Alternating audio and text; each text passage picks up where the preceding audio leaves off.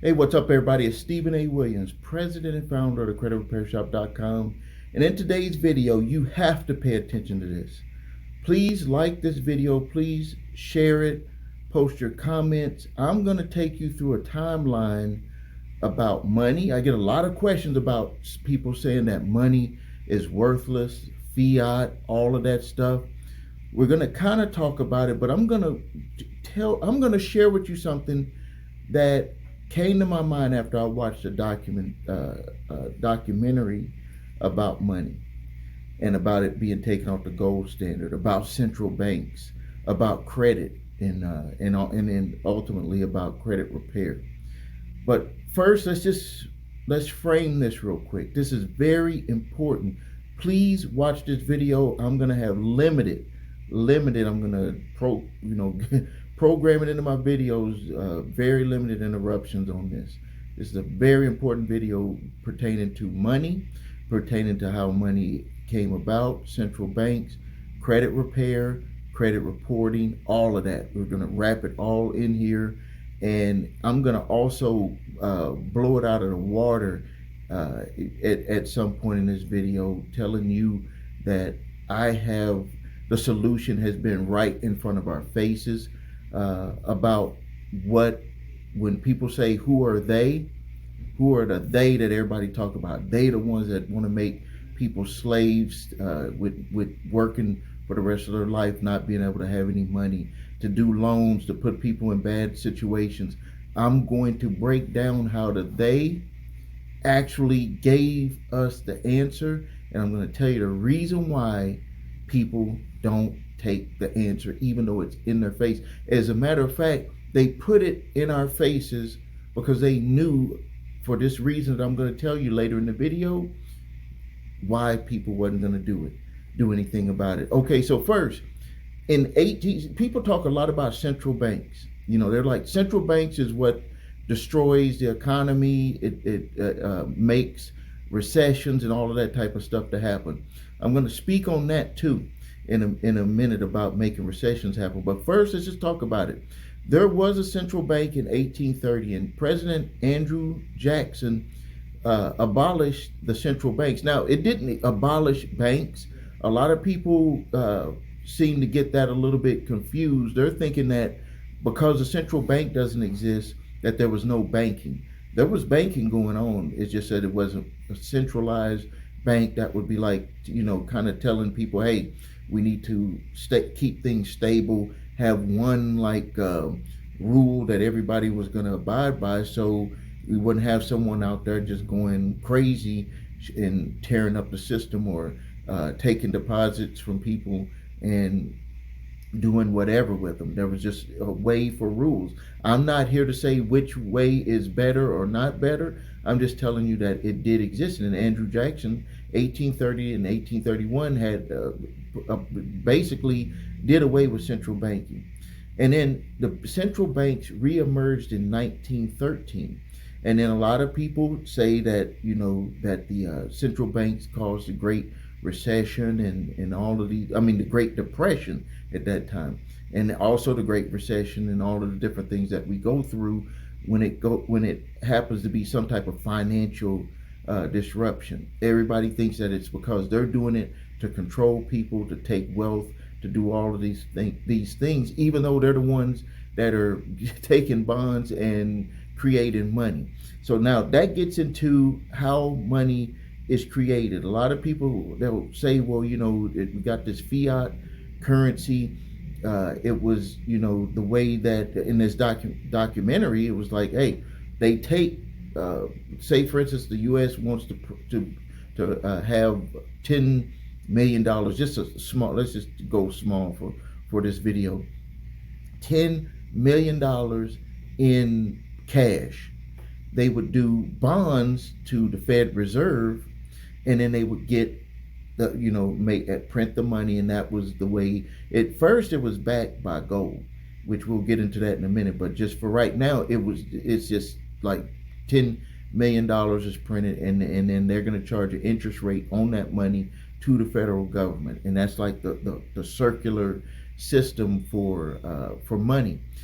And how the system started to grow, though, is that when they have this money, they were able to do loans on that money, and the bank only had to have a 10% reserve. So if they have $10 million, let's just say in the bank they put $10 million, they only had to put on reserve $1 million, and then they could loan out the other 9 million. But what has been widely known, so this is nothing new to you, especially if you're interested in all of this stuff, is that it's not just another $9 million. They make millions upon millions of dollars off of that initial deposit of money, and that especially now that it's digital, it's even done even at more extremes than it was before. So now, in 1971, the banks had limited supplies of money. The reason why it was limited supply of money is because all money was backed by gold. Now, I'm not going to speak too much on that, because a lot of people will be like, that's why we had the fiat currency, because they ended up taking it off of gold. Well, in my research, and they actually said this in the documentary too, is that right after the banks did not, or the currency was not backed by gold, that the lending went up for people. Like, there were people that were able to get loans, not right away, but it kind of opened up the floodgates for lending to be able to happen, because one of the things that was holding banks back was there was limited money. Like in 1971 and before, it was literally limited money. Like, people think in their mind right now there's not enough money, but literally in 1971 and before, it was a limited amount of money, like really, because it was backed by gold. So whatever amount of gold they had, that was what the money was based on, and so they couldn't just print up money like they're doing it right now. But when they took it off of that, it caused a problem both ways. It made inflation happen, where the money was worth less than what it was just say the day before. So if you had, let's just say, $1 in your hand, and when they took that gold away from it and then they started printing more money, maybe it took, for the dollar that you had, in 1971 and the one that you have in 1972, you would need 3 of those dollars. But one of the things that had happened at that time too is that more people had access to money. And I think that this is just something that has to happen when there's more money in the money, in more money to be passed out with loans or digital money, is that you're going to have a system where there's just going to have to always be money created. And this is going to get into, and I want to put my notes here about subprime, why subprime borrowers are like a key to our money system working. I'm going to tell you how subprime borrowers are used in our money system. So to continue, when we talk about the credit reporting industry, actually in 1841, a man named Lewis Tappan started collecting and selling history to subscribers. Now, this was only business data, so it was the payment history of, let's just say, a farmer or someone who was buying feed or someone who was building houses, or whatever type of business services that were being provided, where people were taking out loans or bartering, whatever they were doing. They were looking at how they were being repaid. And this gentleman here, Lewis Tappan, started collecting and then selling that information to subscribers. I don't know if they called it subscribers back then, but that's the way that it was quoted.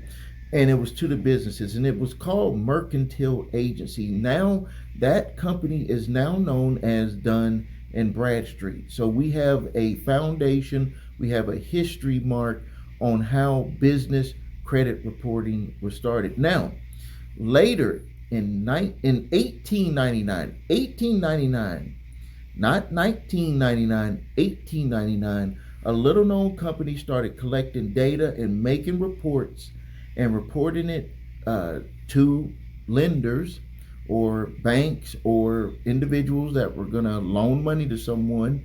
that wanted to be, I don't know, I don't think they called them subscribers, but it was like a record of history. Like they used different terms back then. But this company, their name actually became Equifax. So in 1899, a little known company called Equifax was collecting data and selling it to people, saying this is the credit worthiness of this individual. I think if you're following me on this video, you can see how the whole system is kind of coming into place, where you have banks, you have the monetary system forming, and then you have the credit reporting aspect of it forming. So now here's the part that when I was doing, like, I'll watch something, I'll read something, and then I'll go into deep thought about try to look at the different angles on stuff. You know, trying to learn something, trying to apply information that I've been made aware of, or that I'm just reviewing another time, because the more you review something, the better awareness you have about what you're listening to or what you're watching. So one of the things that people will you know, sometimes on YouTube, or I've heard it on other videos, they'll say that money is created from nothing. You know, and actually money is created from nothing. It is actually created from nothing. And that this is the secret. Like when I told you what the secret that is right in front of our faces, it's like having a pie hit you in the face. Money is created from nothing. So now, if money is created from nothing, even though nothing is something, what is actually money? Money is an idea. Money is an idea. The idea of money gives it its value. Even with gold on there, if we took away the paper money and we just had gold, that's still an idea. Who makes that idea? See, people that are in control, we always talk about who are the who are they, who are those people, who are the ones that's driving all of this stuff. The idea is the money. Now, they couldn't hide this from us, so they had to put it in our face in a way that we wouldn't believe it. And this is something that I've been confronted with so many times when I've worked with businesses, even with myself, with things that I'm trying to accomplish business-wise, or something that I haven't done before. Or when I'm trying to work with someone on their credit, like I'm trying to get them to understand something. This is the exact thing that they're hiding from us. I don't know if you've guessed it yet. I'm going to give you a second. They hide this right in our face. Well, I'm going to tell you, I'm going to reveal the secret right now. And you need to write this down. You need to put this in your mind. You need to remember this, because whenever you're confronted with any hurdles that that come your way, I want you to lean on what I'm about to tell you. They knew that most people would not go through the struggle to do anything about it.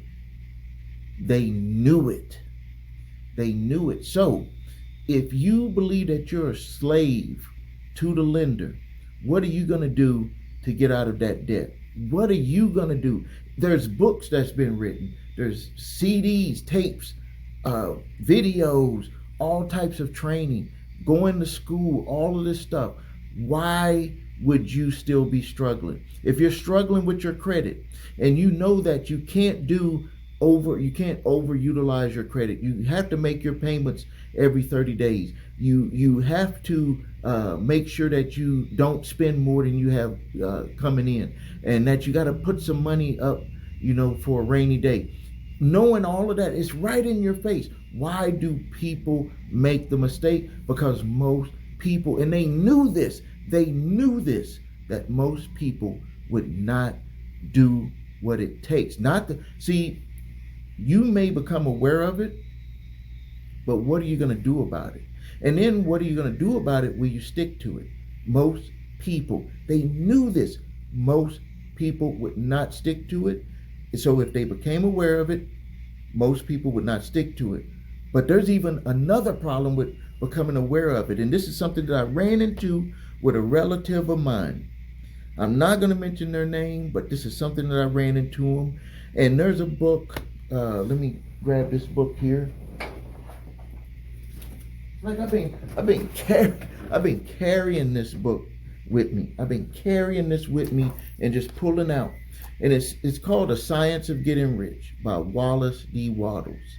And inside of this book, he states that there's a certain way. Now, if you go to my website on the Credit Repair Shop, or you've been getting any of my emails, there is something that I specifically say inside of my video. I say a natural order.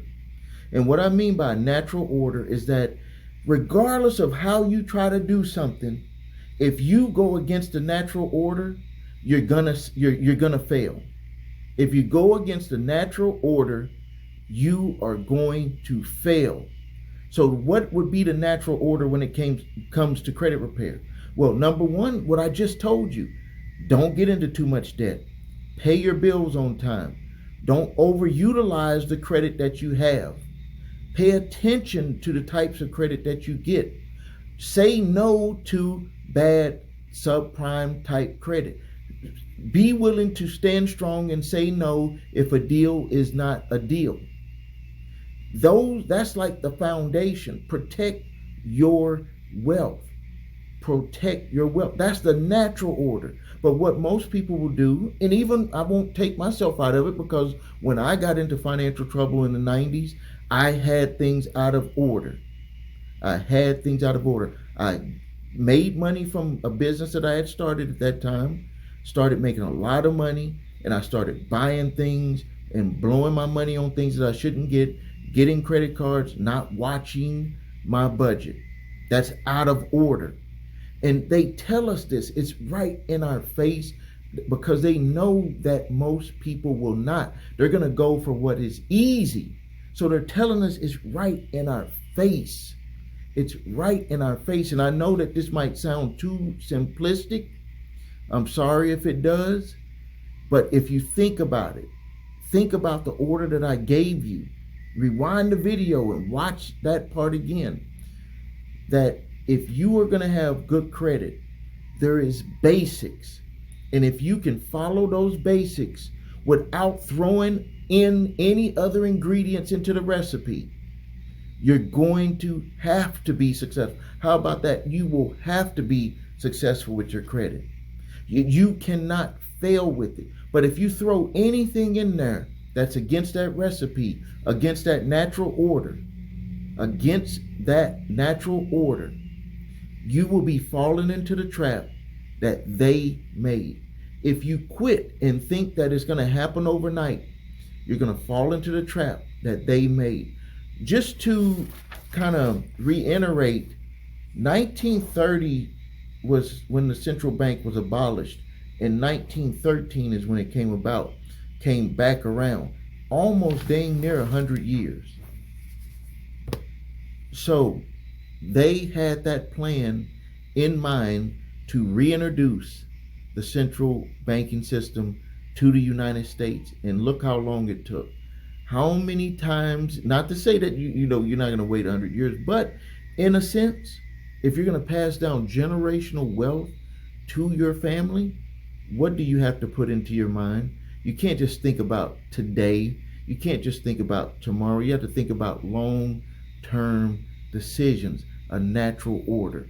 Think about that. Let that kind of mold in your mind a little bit. Now, let me tell you why I believe the system is so rigged that it needs subprime borrowers. It needs money to be discharged. It needs failure to be able to work. Let me tell you the reason why. So remember when I talked about in 1971 that there was a limited money supply. Like, this is going to come so full circle. And if you think about it, I think that you will agree with me.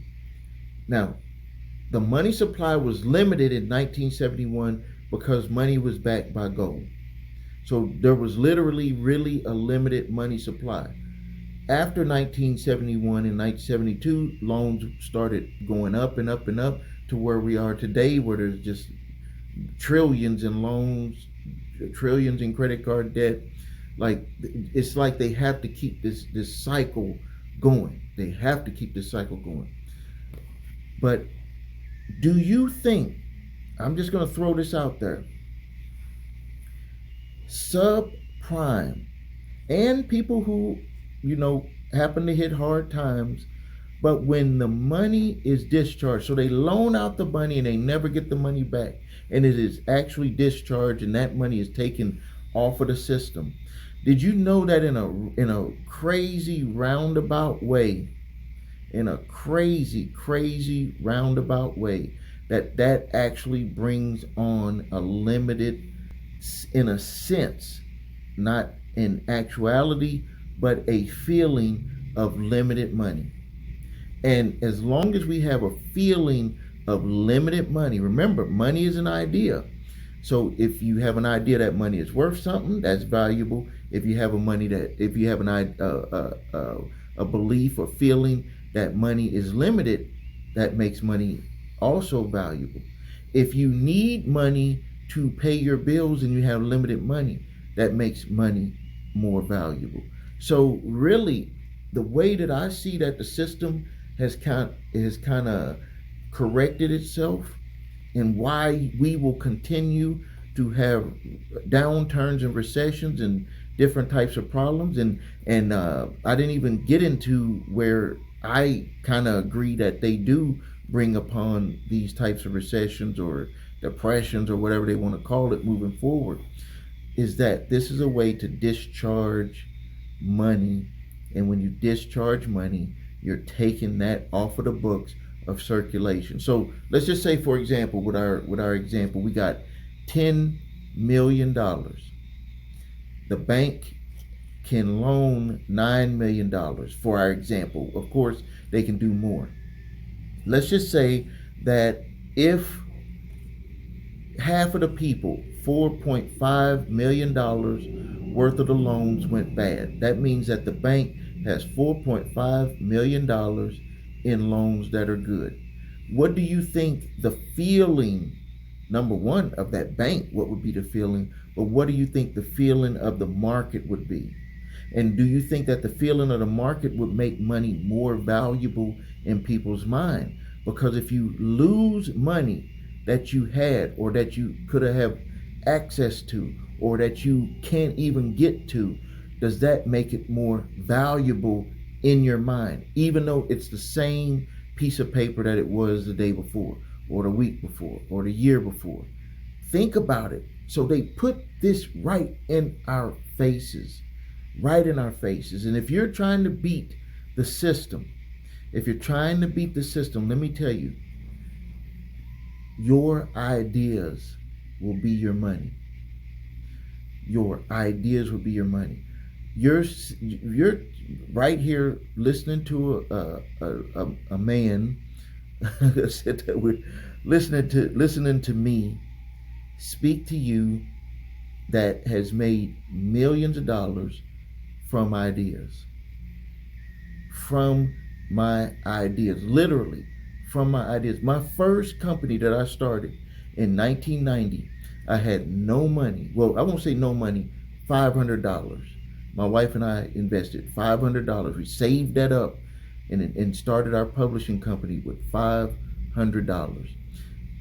We couldn't even afford to print a copy of our first issue. We drew it out on a yellow notepad. But the idea became millions of dollars. So the secret that is right in front of us is that, number one, your money, your way to making more money. Regardless if you believe money is fiat and all of that, we know that you need money to pay your bills and to get things. That's the trading currency right now, is an idea. Think more on your ideas. If you're trying to get out of working for somebody, if you're trying to better yourself somehow, no matter what, if it could be money, it could be your making your attitude better, your getting into shape, all of that. What is the idea behind it? If you can get an idea in your mind and then you can stick to it. Remember, there were several pieces to it. First is to understand that ideas is everything, not the money in your hand. And then the next thing is that ideas create money. And then the next thing is, for ideas to create money is you have to stick to it. You have to do it. And now the other piece of that is that you have to get the recipe, which is what I talked about with this book, Wallace D. Waddles, is that there is a science to get rich, and that there's a science to do anything. We don't even have to, there's a science to repairing your credit. There's a science to keeping your credit right. There's a science to making your credit scores go up. There's a science to losing weight. There's a science to everything. But the problem is that most people will end up doing something different to mess up the recipe. And now when like what I told you with that relative, they asked me a specific question. And they have someone here that is proven to have done exactly what they're asking. That's why they asked me. I gave the answer and they did not accept it. So why would a person not accept the answer when they go into a person who is giving them the answer that they know 1000% has the answer? And that goes back to what I said. Who are they? That they knew that people would not do it. And that's crazy. They knew it. It was right in our faces. That's why they don't have to hide anything. That's why there's thousands of books. There's thousands of videos. There's thousands of advice columns. There's thousands of everything. Information is everywhere. Information is all over the internet. And people still have the same problems because they don't want to accept the solution. And even when you accept the solution, you won't do the work to allow that solution to mature. That's the problem that a lot of people have right now. All right, if you need help with your credit, please visit thecreditrepairshop.com. Watch video, What Makes Us Different, 60 my 8-point validation process, my 2-phase settlement process. If you need your credit reports and scores, go to the website your3scores.com. Grab your TransUnion, Equifax, Experian credit reports. It's time to do something about it. If you have debt collectors coming after you, grab my 3-pack of letters, statute of limitation, cease and desist collection activities letter, and the debt validation letter. The instructions are on there. Use the one that's appropriate for your specific situation. I do ask for a donation on those. If you feel that it's worth it, it can save you literally time, money, and frustration when dealing with your credit.